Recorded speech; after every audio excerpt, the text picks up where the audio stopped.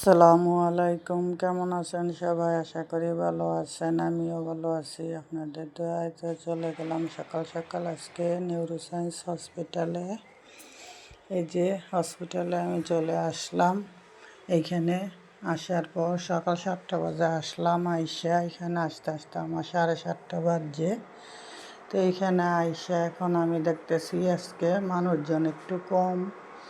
তা অনেক মানুষই আইছে, সিরিয়াল ধরে দাঁড়ায় আছে টিকিট কাউন্টারে টিকিট কাটার জন্য। আমার হইলো হাতে ব্যথা, তারপরে হইলো আমার মাজায় মানে ডাইন সাইডের কোমরে ব্যথা, হাতে ব্যথা, হাতে মুট করে কিছু ধরতে পারি না, আর ডান হাতে আর পায়েও অনেকক্ষণ দাঁড়ায় থাকতে পারি না। তো এখানে আমি আইসা দাঁড়াইলাম, সিরিয়ালের লোকজন আসে নাই। তো এই চারদিকের লোকজনকে দেখলাম, দেখেন অনেক রোগী দেখা যাচ্ছে, এই যে বসে আছে টিকিটের জন্য। আর এই যে অনেক লোকজনই দাঁড়ায় আছে, হাতের জন্য কিছু লড়াচড়া করতে পারি না। তো আমি এমনি দাঁড়ায় থেকে পরে টিকিট কাউন্টারে লোক আসলে তারপরে আমি টিকিট কাটি, টিকিট কাটতে তারপরে আমি যাই ডাক্তারের জন্য, যাই আবার অপেক্ষা করা লাগবে। সিরিয়াল এইখানে সরকারি হাসপাতালে সিরিয়াল। তো প্রথমে লোকজন কমই ছিল, পরে দেখেন সিরিয়ালে অনেক লোকজন হয়ে গেছে।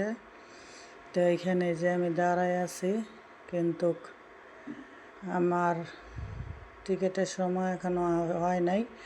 পরে 8টা বাজে ডাক্তার বলে মানে টিকিট কাটার লোক আসছে।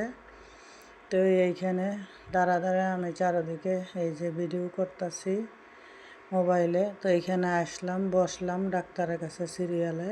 তো গেলাম, ডাক্তার বলছে এইখানে হবে না, আপনি পঙ্গু হসপিটালে যান। পরে গেলাম পঙ্গু হাসপাতালে যাই আমি কোমরে এক্সরে করলাম, হাতে এক্সরে করলাম। ডাক্তার প্রথমে দেখাইছি, ডাক্তার বলছে এক্সরে করার জন্য, এক্সরে করলাম।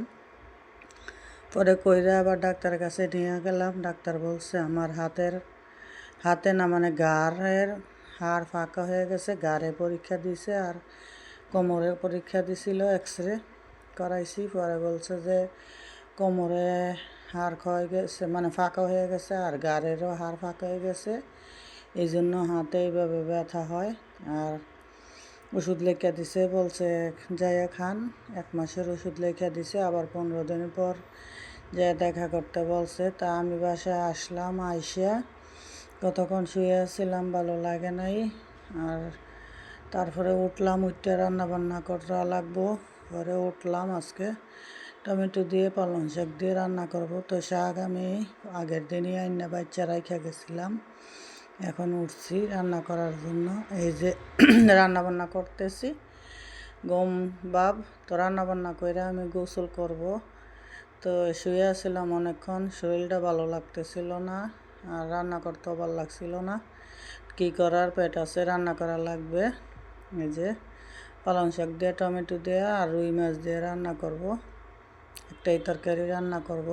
তো এই শাক আবার অল্প একটু ছিল, এই জন্য টমেটোও দিলাম, দিয়ে রান্না করতেছি। তো এর মধ্যে আবার হাসপাতাল থেকে এসে ওষুধ আনছি, গিয়া আইনা খাইছি, খাইয়া ওই শুয়েছিলাম আমি। তো একদিন মনে করেন রান্নাবান্না না করলে তো আর পেটে তো আর বোঝে না যে রান্নাবান্না করা লাগবে না, খাওয়াও লাগবে না। তো খাইতে হবে, রাঁধতে হবে, যতই অসুস্থ থাকেন তবু আপনার রান্না বাড়া চলবে, মহিলাদের কাজই এইটা। এখন একজন না খাইলে, একবেলা না খাইলেও চলে, আর একবেলা ঠিকই খাওয়া লাগে, কি করার। এই দুনিয়াত বাঁচার জন্য হোক আর খিদার জন্য হোক খাওয়া লাগবে। সুস্থ থাকেন আর অসুস্থ থাকেন, রান্নাও করা লাগবে। ঘরে তো আর কেউ নাই, মেয়ে আছে অসুস্থ, আপনারা তো জানেন। আমার মেয়ে যে অসুস্থ, মেয়ে এখন পর্যন্ত রান্নাবান্না নিজে কিছু করতে পারে না মানে হয়তো অনেকক্ষণ দাঁড়ায় থেকে রান্নাবান্না করতে পারে না।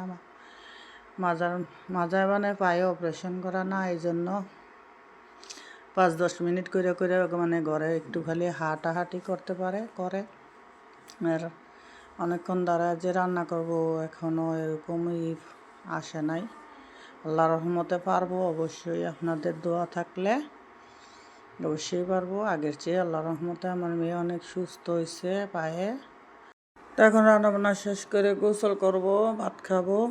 তো সবাই পাশে থাকবেন, আমার জন্য দোয়া করবেন যাতে আল্লাহর রহমতে সুস্থ হয়ে যাই আর আপনাদের ভালোবাসা গ্রহণ করতে পারি। তো সবাই ভালো থাকবেন। আল্লাহ হাফেজ।